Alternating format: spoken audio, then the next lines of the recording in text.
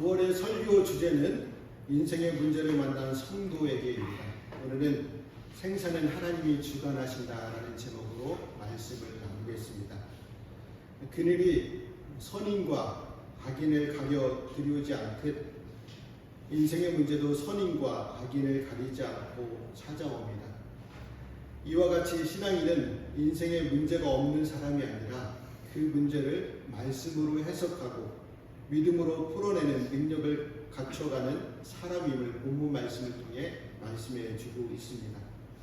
그러니까 이스라엘 왕 아하시아가 난간에서 떨어져 크게 다치게 됩니다. 아하시아는 자신의 병이 낫는지의 여부를 누구에게 물으려 하였을까요? 2절 말씀에 기록되어 있는데 같이 한번 읽어보겠습니다. 아하시아가 사마리아에 있는 그의 다락 난간에서 떨어져 병들매 사자를 보내며 그들에게 이르되 가서 에그르의 신 바알세붐에게 이 병이 낫겠다 물어보니라 하니라. 아하시아는 자신의 병이 낫는지 여부를 에그론의 신 바알세붐에게 물으려 했습니다. 그러니까 아하시아는 왕궁의 가장 높은 곳에 다락을 설치하였는데요. 오늘날로 말하면 베란다입니다. 그러니까 난간 다락에서 경치를 보면서 걸리다가 추락하게 되었던 것이죠. 아하시아가 어떻게 추락하였는지는 잘 모르겠지만 높은 곳에 있어서 어지럼증으로 추락했는지 아니면 경치가 너무 좋아 감상하다가 바람이 세게 불어 추락했는지도 모릅니다. 하지만 분명한 것은 높은 곳에 있었기에 추락하여 중상을 입었다는 사실입니다. 중상을 입은 아하시아는 왕궁의 의사를 비롯한 유명 의사들을 불러 고치려고 했지만 차도가 없었습니다. 그러면 하나님께 선택된 백성의 왕답게 마지막으로 자신이 살게 될지 아니면 죽게 될지 하나님께 물어보면 좋았을 텐데 에그론의 신 바알세붐에게 물으려 하였던 것이죠. 바알세붐은요, 파리의 주라는 뜻으로 신약에서는 바알세불로 불리는 고대 근동의 대표적인 우상입니다. 쉽게 말하면 화면에 보는 것처럼요, 바알세붐은 파리의 형상을 한 우상입니다. 자, 우리가 아는 대로 파리는 공충 중에서도 지극히 작은 곳에 속합니다. 또 파리는 사람에게 해만 끼치는 해충입니다. 더욱이 파리는 날개가 있어서 날아다니기는 하지만 사람들에게 잘 잡혀 죽기도 합니다. 그래서 우리는 파리를 잡을 때 어떻게 잡습니까? 파리채를 이용하거나 전기채를 사용하여 잡기도 하지만 저는 가끔 앉아있는 파리를 손으로 잡는 경우도 있습니다. 그런데 에그론 사람들은 이러한 파리를 신으로 섬기고 있었습니다. 그런데 아하시아도 동참하여 섬겼다는 것이죠. 생각만 해도 웃기지 않습니까? 섬겨도 파리를 신으로 섬긴다는 자체가 웃깁니다. 여러분 같으면 파리 신을 섬기겠습니까? 그것도 아하시아는 파리에게 자기의 생명이 어떻게 될지 물으려 했습니다. 얼마나 어리석은 일입니까? 그러나 이러한 일이 실제로 벌어졌다는 사실이죠. 고대 시대에 하나님을 모르는 사람들은 자기에게 아무런 영향력을 미치지 못하는 태양을 섬기고 바위를 섬기고 큰 고목을 섬겼습니다. 그러나 그래도 그런 것은 조금은 낫습니다. 사람들은 심지어 개구리도 섬기고 뱀도 섬기고 몸에 붙어 사는 이도 섬겼습니다. 이런 일은 정상적인 머리를 가진 사람들에게는 있을 수도 없는 일입니다. 그러나 인간이 하나님을 모르면 이렇게 된다는 사실입니다. 우리가 아는 대로 애굽에 임한 10가지 재앙에 나오는 동물들은 다 애굽의 우상이었습니다. 우리 인간은 스스로 굉장히 지혜롭고 위대하다고 생각합니다. 스스로 만물의 영장이라고 하며 자신들을 만물 위에 높입니다. 그런데 이러한 인간이 자기들이 지배한다고 생각하는 만물, 그 중에서도 파리, 개구리, 이, 뱀, 바위, 나무 등을 신이라고 섬기고 있습니다. 참 어리석지 않습니까? 사람들 중에는 이런 우상들을 섬기는 것은 고대 시대에나 있었던 일이라고 말하는 사람들도 있습니다. 그러나 요즘도 이런 일이 있습니다. 지금도 바위를 향해, 고목을 향해, 자기가 깎아 만들고 구워 만든 것을 향해 절하는 사람들이 얼마나 많은지 모릅니다. 인간은 분명 하나님에 의해 만물의 영장으로 지혜롭게 창조되었습니다. 그러나 인간은 타락하여 하나님을 떠나면서부터 어리석은 존재로 변화되었습니다.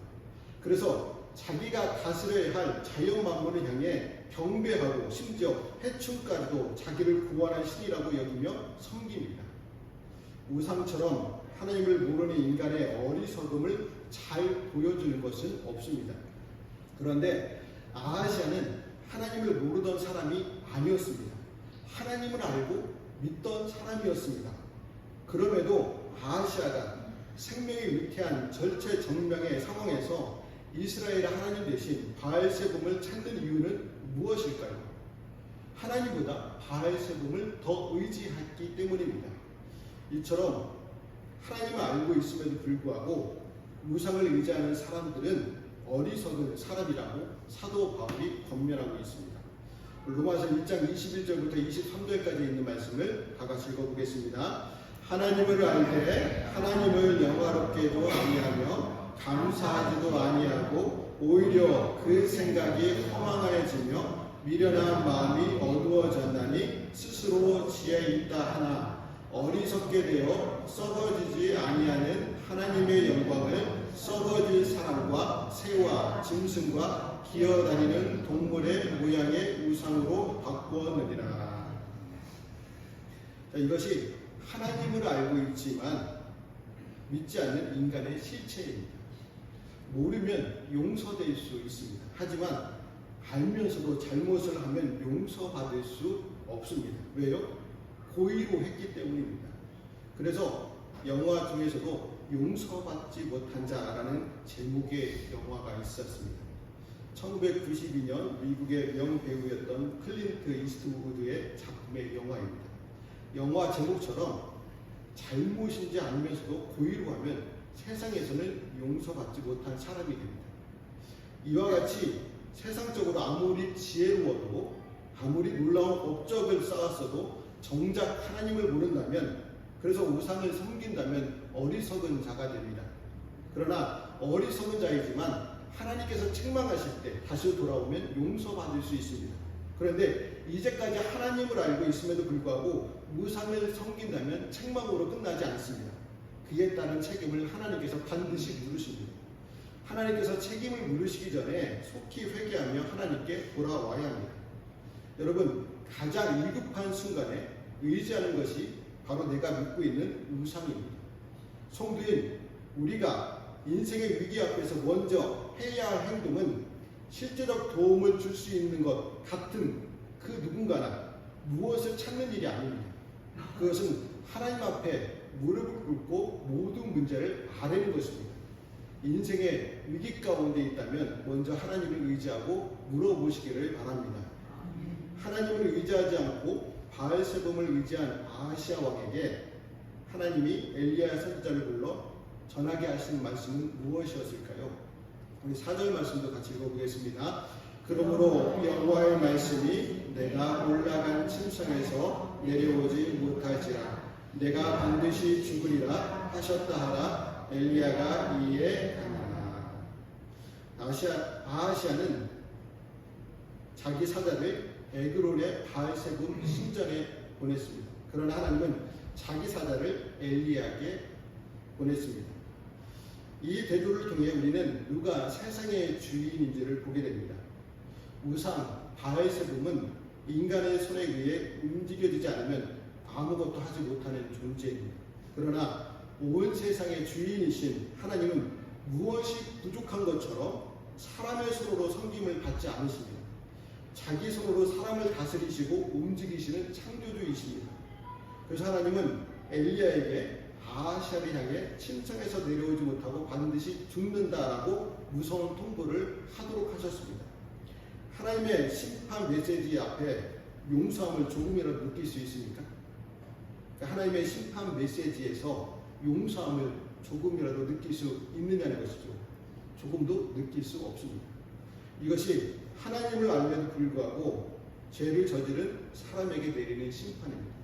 이런 하나님의 무서운 모습을 보고 하나님을 오해하시면 안 됩니다.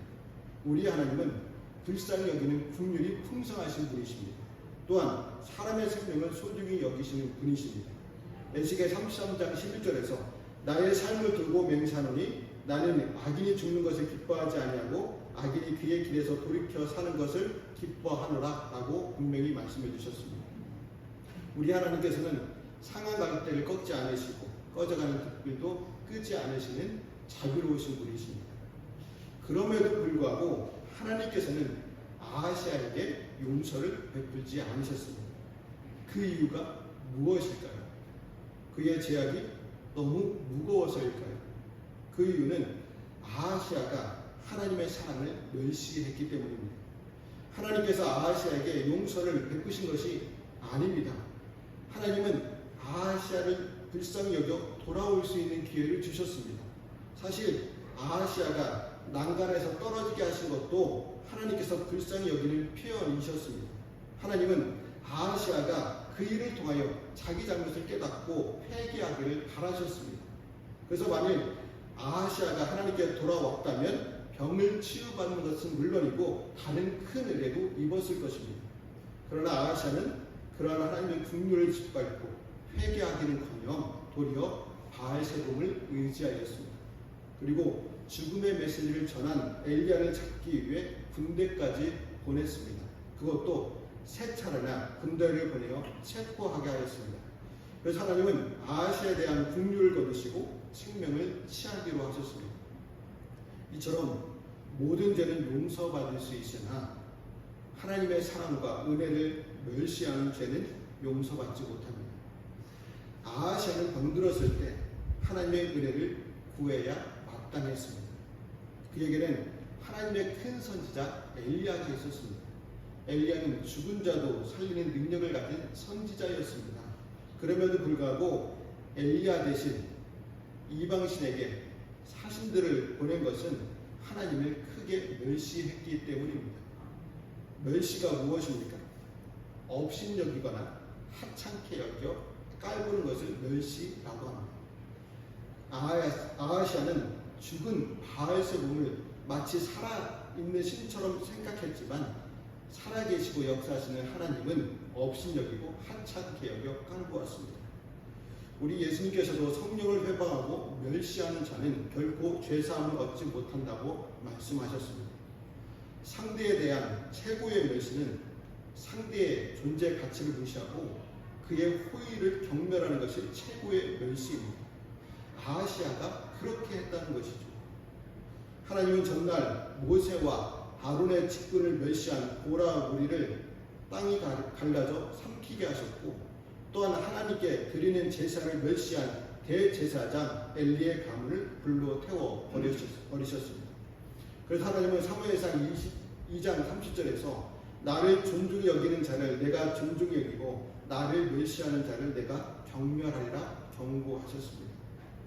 그로 인해 우리는 그리스도 안에서 베푸신 하나님의 구원의 은혜를 늘 감사해야 합니다. 또한 우리 안에 계신 성령의 뜻을 존중하는 자세를 지녀야 합니다. 그리고 교회를 통해 세우신 하나님의 사람의 권위를 존중해야 합니다. 아하시아는 자신에게 죽음을 선고한 엘리야에게 50년이나 되는 군사를 세 차례나 보냈습니다. 아마도 아하시아는 엘리야가 자신에게 죽음을 선고한 것을 왕인 자신을 모독한 것으로 여겼기 때문이겠죠. 그래서 군대를 파견하며 엘리야를 잡으려고 하였습니다. 자, 이러한 아하시아의 태도는 바알세봄에게 자문을 구할 때 취한 태도와 전혀 다른 태도입니다. 아하시아가 블레셋에 바알세봄 우상을 찾을 때는 어떻게 했습니까? 특사를 보내며 정중하게 자문을 구하라고 명령하였습니다. 그러했던 그가 하나님의 사람에게는 사신 대신 군대를 파견하여 체포하고자 하였던 것입니다. 그러니까 아하시아는 아무 생명이나 능력도 없는 우상을 높이면서 정작 존중하고 높여야 할 하나님의 사람은 경멸하였습니다. 하나님의 사람을 경멸하였다는 것은 그를 보낸 하나님도 경멸했기 때문입니다. 그리고 이 태도는 아하시아만의 태도가 아닙니다. 확연한 첫 번째와 두 번째 50부장의 태도이기도 했습니다. 여기에 보면 아하시아가 보낸 두 50인의 대장은 엘리야에게 향하여 어떤 말을 했습니까?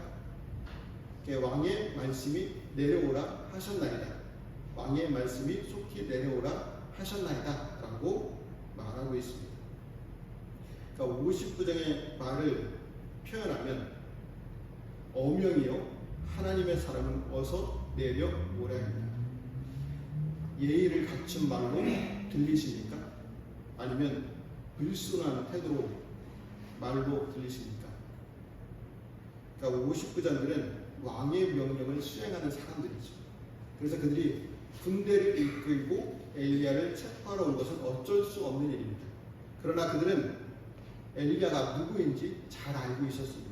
그래서 50부장들은 엘리야에게 예의를 갖추어야 했습니다. 하지만 그들의 왕의 명령을 수행한다는 구실로 하나님의 사람인 엘리야를 마치 죄인 다루듯이 했습니다. 결국 그들은 하나님의 사람을 멸시한 대가로 군사들과 어떻게 되었습니까? 10절과 12절 말씀해 보시면 하나님이 보내신 불이 하늘에서 내려와 50부장들을 비롯한 100여 명의 군사들을 불살라 버렸습니다. 물론 엘리야를 잡아 죽이려 한 아하시아 역시 엘리야의 예고대로 죽음을 면하지 못했습니다.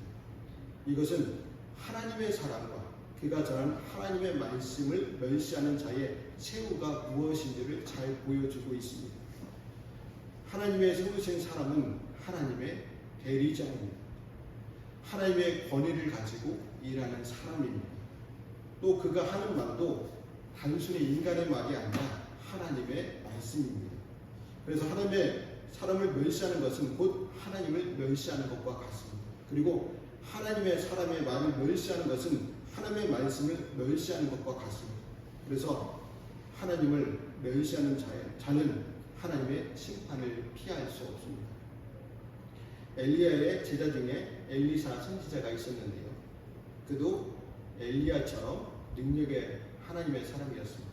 그런데 한 가지 약점이 있었는데요. 대머리였다는 사실입니다. 그런데 42명의 청년들이 엘리사를 향하여 대머리라고 조롱하였습니다. 그 청년들은 어떻게 되었을까요?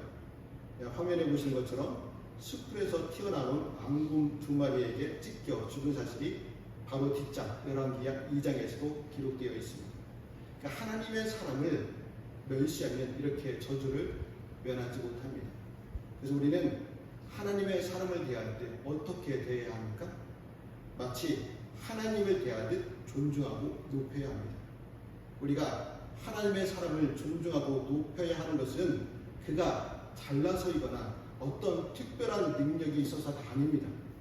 하나님이 세우신 사람이기에 외모나 능력과 관계없이 존중하고 높여야 합니다. 하나님의 사람을 높이는 것은 곧 하나님을 높이는 것이고 하나님의 사람을 멸시하는 것은 곧 하나님을 멸시하는 것과 같습니다. 특별히 하나님께서 세우시는 사람은 바로 성도들을 위해서 하나님의 사람을 세우셨다는 사실입니다. 여러분을 바른 길, 축복의 길로 인도하기 위해서 하나님께서 세워주셨습니다. 우리 교회에서는 저를 하나님의 사람으로 세워주셨습니다. 하나님께서는 저를 통해 여러분들이 잘못된 길로 가면 책망도 하시지만 저를 통해서도 하나님의 은혜를 잊게 하십니다. 물론 하나님께서 여러분에게 직접 책망도 하시고 은혜를 베풀어 주시지만 대리자인 저를 통해서도 많은 은혜를 잊게 하십니다. 그래서 우리는 하나님의 사람에 대해서 최대한 존중하고 높이는 태도를 가져야 합니다.